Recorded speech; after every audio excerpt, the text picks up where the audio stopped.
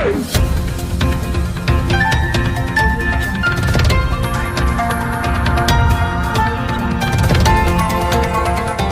देख रहे हैं मगरा न्यूज राजस्थान, खबरें सबसे तेज। भारत में पिछले 24 घंटों में कोरोना के कुल 86,821 नए मरीज आए हैं सामने। 1181 लोगों की हुई है मौत। तो कुल कोरोना केसों की संख्या भारत में हो चुकी है 63 लाख पार। भारत में कोरोना संक्रमण लगातार बढ़ता जा रहा है। भारत में कोरोना वायरस संक्रमितों की संख्या बढ़कर 63,12,585 हो गई है। पिछले 24 घंटों में कोरोना के भारत में 86,821 नए मामले सामने आए हैं। वही बुधवार को 1181 लोगों की यहाँ पर मौत हुई। इसके बाद मरने वालों की संख्या यहाँ पर 98,768 हो गई है। वही यहाँ पर 24 घंटों में 80,419 लोग भारत में रिकवर यानी ठीक हुए। अब तक यहाँ पर कुल 52,73,202 लोग भारत में कोरोना से ठीक हो चुके हैं। फिलहाल देश में कोरोना के 9,40,750 एक्टिव केस भारत में बचे हैं। वही सितंबर महीने में कोरोना वायरस के यहाँ पर 26,24,000 कोरोना के केस भारत में मिले हैं। वही कुल केसों की संख्या का ये 41% है। पिछले महीने अगस्त में भारत में 19,87,000 कोरोना के केस मिले थे। वही भारत में एक्टिव केसों की संख्या यहाँ पर 9,47,000 है। महाराष्ट्र, आंध्र प्रदेश के बाद कर्नाटक ऐसा तीसरा राज्य हो गया है जिससे यहाँ पर कोरोना वायरस के कुल 6 लाख से ज्यादा मामले सामने आ चुके हैं। लेकिन अब रात की बात यह है कि लगातार 10वां दिन ऐसा था जब देश में 90,000 से कम कोरोना के केस आ जाए हैं। ऐसे में पहले 19 सितंबर को भारत में यहाँ पर 92,574 मरीज एक दिन में सामने आए थे। इस दौरान 2 बार ऐसा हुआ है जब नए केस ठीक होने वालों से मरीजों की संख्या यहाँ पर कम रही हो। वहीं आपको बता दें कि महाराष्ट्र में बुधवार को कोरोना के कुल 18,317 नए मामले सामने आए हैं। महाराष्ट्र में अब कोरोना संक्रमितों की कुल संख्या 13,84,426 हो चुकी है। यहाँ पर मृतकों की संख्या भी यहाँ पर लगातार बढ़ रही है। वही बात करें दिल्ली की, तो दिल्ली में कोरोना के यहाँ पर पिछले 24 घंटों में 3,390 नए मामले सामने हैं, जबकि यहाँ पर 41 लोगों की मौत हुई है। दिल्ली में कुल कोरोना मामलों की संख्या 2,47,000 हो चुकी है। वही बात करें बिहार की, तो बिहार में भी यहाँ पर 1,31,383 एक दिन में यहाँ पर कोरोना के टेस्ट यहाँ पर बिहार में किया गया है। ये एक रिकॉर्ड है। इसी के साथ यहाँ पर पॉजिटिविटी रेट भी बिहार में 2.6% हो गई। उत्तर प्रदेश में 24 घंटों में 1,61,000 कोरोना के टेस्ट किए गए। यूपी देश का ऐसा पहला राज्य है जिसने 1 करोड़ कोरोना के टेस्ट की संख्या को पार किया है। अनलॉक 5.0 में योगी सरकार का बड़ा फैसला। यूपी में 15 अक्टूबर से खुल जाएंगे स्कूल और कॉलेज। उत्तर प्रदेश की योगी सरकार ने अनलॉक 5 के लिए दिशा निर्देश जारी कर दिए हैं, जिसके अनुसार आगामी 15 अक्टूबर से राज्य में स्कूल और कॉलेज खोल दिए जाएंगे। केंद्रीय गृह मंत्रालय की एडवाइजरी के अनुसार यूपी सरकार ने राज्य में स्कूल कॉलेज खोलने की गाइडलाइन यहाँ पर जारी कर दी है। उत्तर प्रदेश में 15 अक्टूबर के बाद चरणबद्ध तरीके से स्कूल कॉलेज खोले जाएंगे। तो वही सिनेमा थिएटर और मल्टीप्लेक्स थिएटर भी 50% क्षमता के साथ संचालित यूपी में किए जा सकते हैं। इसमें सबसे अहम है कि 15 अक्टूबर के बाद कंटेनमेंट जोन के बाहर के धार्मिक स्थल और सांस्कृतिक, राजनीतिक और शैक्षणिक गतिविधियों के लिए 200 लोगों को अनुमति यहाँ पर दी गई है। इस फैसले से दुर्गा पूजा के आयोजन का रास्ता यहाँ पर साफ हो चुका है। वही यूपी की योगी सरकार द्वारा जारी किए गए दिशा निर्देशों में कहा गया है कि प्रबंधन जिला प्रशासन से विचार विमर्श कर स्कूल कॉलेज खोले जा सकते हैं। बच्चों को स्कूल जाने के लिए अभिभावकों से लिखित सहमति लेनी होगी। इसके अलावा महाविद्यालय व उच्च शिक्षा संस्थानों, शिक्षा मंत्रालय और भारत सरकार के निर्देशों के अनुसार इन्हें चलाना होगा। महाराष्ट्र में 5 अक्टूबर से खुलेंगे होटल और फूड कोर्ट्स। महाराष्ट्र सरकार ने जारी की है अनलॉक 5 की गाइडलाइन। केंद्र सरकार के साथ साथ महाराष्ट्र सरकार ने भी अनलॉक 5 की प्रक्रिया यानी नई गाइडलाइन जारी कर दी है। महाराष्ट्र में अब होटल, फूड कोर्ट, रेस्टोरेंट और ये चीज़ें सभी 5 अक्टूबर से 50% क्षमता के साथ खुलने को उनको इजाज़त दे दी है। महाराष्ट्र सरकार ने राज्य में रीओपनिंग के लिए नए दिशा निर्देश जारी किए हैं।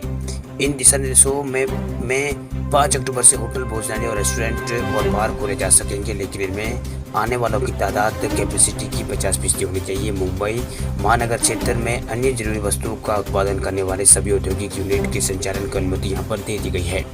हालांकि महाराष्ट्र सरकार ने स्कूल, कॉलेज और शैक्षणिक कोचिंग संस्थानों के बारे में कोई फैसला फिलहाल नहीं लिया है। फिलहाल ये सब बंद रहेंगे। सिनेमा हॉल, स्विमिंग पूल और मनोरंजन पार्क, मॉल, थिएटर, ऑडिटोरियम और सभागार पर भी फैसला नहीं लिया है। अभी ये फिलहाल बंद रहेंगे। वही सामाजिक, राजनीतिक, खेल, मनोरंजक और शैक्षणिक, सांस्कृतिक और धार्मिक गतिविधियां बड़ी संख्या में लोग इकट्ठा होने पर यहाँ पर महाराष्ट्र में पाबंदी इन पर जारी रहेगी। वही मुंबई इलेक्ट्रिक सप्लाई और ट्रांसपोर्ट यानी बेस्ट ने महाराष्ट्र सड़क परिवहन निगम से 1000 आधुनिक बसें किराए पर लेने का फैसला यहाँ पर किया है, ताकि मुसाफिरों को ज़रूरत इनकी पूरी की जा सके। वही बेस्ट ने यहाँ पर फैसला अनलॉक 5 में दी जाने वाली छूट को देखते हुए लिया है। आपको बता दें कि बेस्ट मुंबई की 3000 से अधिक बसों के जरिए पब्लिक ट्रांसपोर्ट को सेवा यहाँ पर बेस्ट ये कंपनी करवाती है मुहैया। 1 अक्टूबर से लागू हुए नए नियम, ड्राइविंग लाइसेंस और आरसी की हार्ड कॉपी रखने की झंझट हुई है खत्म। 1 अक्टूबर से देश भर में नया मोटर वाहन नियम लागू हो गया है। इसके तहत ड्राइविंग लाइसेंस और आरसी की हार्ड कॉपी रखने की झंझट यहाँ पर खत्म हो गई है। अब आपको अपने ड्राइविंग लाइसेंस और आरसी, परमिट और पीयूसी और अन्य दस्तावेजों की हार्ड कॉपी अपने पास रखने की जरूरत नहीं है, लेकिन आपको इन डॉक्यूमेंट की डिजिटल कॉपी अपने स्मार्टफोन पर यहाँ पर रखनी होगी। संशोधित मोटर व्हीकल रूल्स को हाल में ही नोटिफाइड किया गया है। इसकी मकसद दस्तावेजों को डिजिटल वेरिफिकेशन को बढ़ावा देना है और भ्रष्टाचार पर अंकुश लगाना है। हालांकि मोबाइल फोन पर दस्तावेज की कॉपी रखना ही पर्याप्त नहीं होगा, क्योंकि इसमें सर्वर से डिटेल डाउनलोड करने की जरूरत होगी।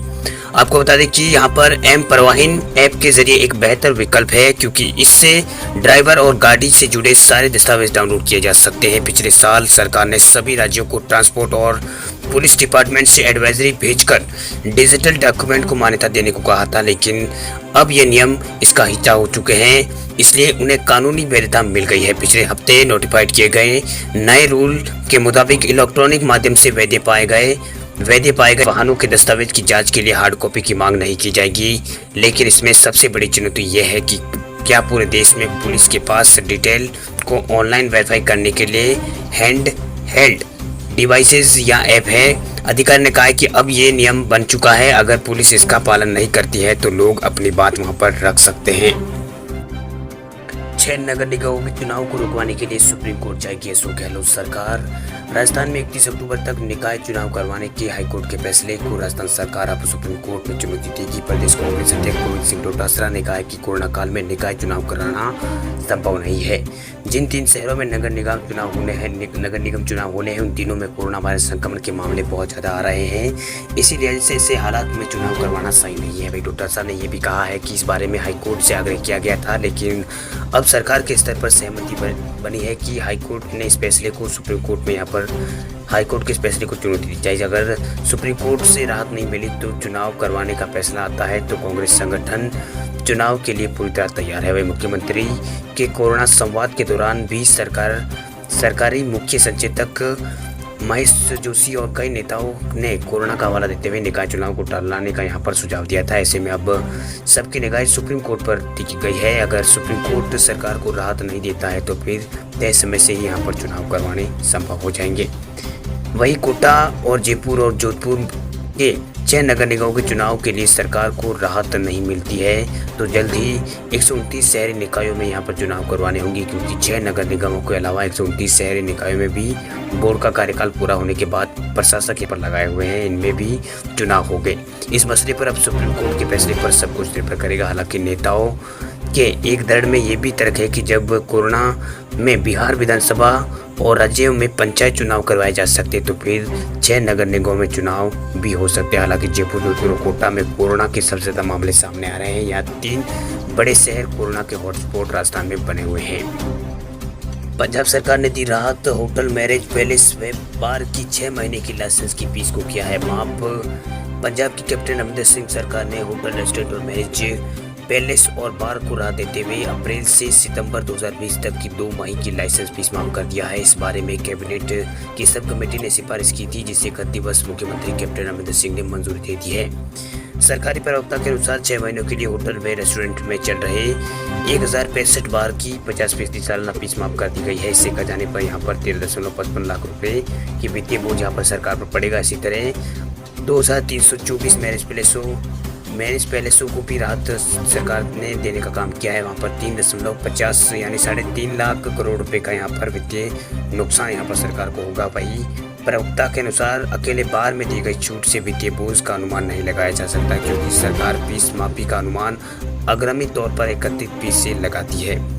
वहीं कोरोना के कारण पंजाब में होटल और रेस्टोरेंट और एसोसिएशन और होटल एंड रिसोर्ट एसोसिएशन में मैरिज पैलेस और एसोसिएशन में लाइसेंस फीस और तिमाही अनुमति की फीस माफ करने की मांग की थी। वित्त आयुक्ता, टैक्सेशन व आबकारी विभाग के आयुक्ता रंजीत अग्रवाल ने फीस माफी की मंजूरी के लिए मुख्यमंत्री को फाइल भेजी थी। आपको बता दें कि लॉकडाउन के दौरान सबसे ज़्यादा मार होटल, रेस्टोरेंट और मैरिज पैलेस और बार पर ही पड़ी है। मैरिज पैलेसों में तो कई लोग बेरोजगार हो गए हैं। Punjab marriage palace and resort association के अध्यक्ष सुखदेव सिंह सिद्धू का कहना है कि मैरिज पैलेस और रिसोर्ट बंद होने से राज्य में लगभग 5 लाख लोग बेरोजगार हो गए हैं और लॉकडाउन से लेकर अब तक इस क्षेत्र में लगभग 2000 करोड़ रुपए के व्यवसाय को यहाँ पर नुकसान हुआ है। पंजाब सरकार द्वारा होटल, रेस्टोरेंट और मैरिज पैलेसों और बार को राहत देने के लिए फैसले से इनको थोड़ी राहत जरूर मिले कि भाई लॉकडाउन में इनका काम पूरी तरह से प्रभावित हुआ था। अभी भी काम को गति पकड़ने में यहाँ पर समय लगेगा। राजस्थान सरकार ने समर स्कूलों का समय 31 अक्टूबर तक बढ़ाया है। राजस्थान सरकार ने राज्य के सभी स्कूलों के लिए समर स्कूल टाइमिंग को 31 अक्टूबर तक बढ़ाने का फैसला लिया है। यह निर्णय राज्य सरकार ने चल रही कोविड-19 महामारी के मामलों में हालाई वृद्धि को देखते हुए लिया है। छात्रों और अभिभावकों की लगातार मांगों के कारण समर स्कूल की समयावधि बढ़ाने का निर्णय यहाँ पर सरकार की ओर से लिया गया है। स्कूल शिक्षा मंत्री गोविंद सिंह डोटासरा ने ये घोषणा ट्विटर के जरिए उन्होंने की है। वही आपको बता दें कि गृह मंत्रालय ने इस महीने में शुरू स्कूलों को फिर से खोलने के दिशा निर्देश अनलॉक 4 के तहत जारी किए थे। ये दिशा निर्देश केवल 9वीं से 12वीं के छात्रों के लिए ही लागू किए जाएंगे। दिशा निर्देशों के अनुसार कक्षा 9वीं से 12वीं तक के छात्रों के पास अभिभावकों की लिखित अनुमति के अधीन अपने शिक्षकों से मार्गदर्शन के लिए स्वैच्छिक आधार पर यहाँ पर शारीरिक रूप से कक्षाओं में भाग लेने का विकल्प यहाँ पर होगा। वही दिशा निर्देशों में ये भी कहा गया कि उपस्थिति के बायोमेट्रिक मोड के बजाय स्कूल प्रशासन द्वारा संपर्क रहित उपस्थिति का वैकल्पिक की व्यवस्था यहाँ पर की जाए। वही MHA द्वारा दिशा निर्देश जारी किए जाने के बाद महाराष्ट्र, उड़ीसा और मध्य प्रदेश जैसे राज्यों ने अपने यहाँ पर स्कूलों को संदेह दूर करने के लिए स्वैच्छिक आधार पर स्कूलों। खबरों की दुनिया में आइए हमारे साथ कहीं भी और कभी भी जुड़िए। हम मिलेंगे फेसबुक पर, हम दिखेंगे यूट्यूब पर, हमें फॉलो कीजिए ट्विटर पर। देश प्रदेश की ताजा तरीन खबरों के लिए मगरा न्यूज़ राजस्थान के यूट्यूब चैनल को सब्सक्राइब कीजिए और साथ में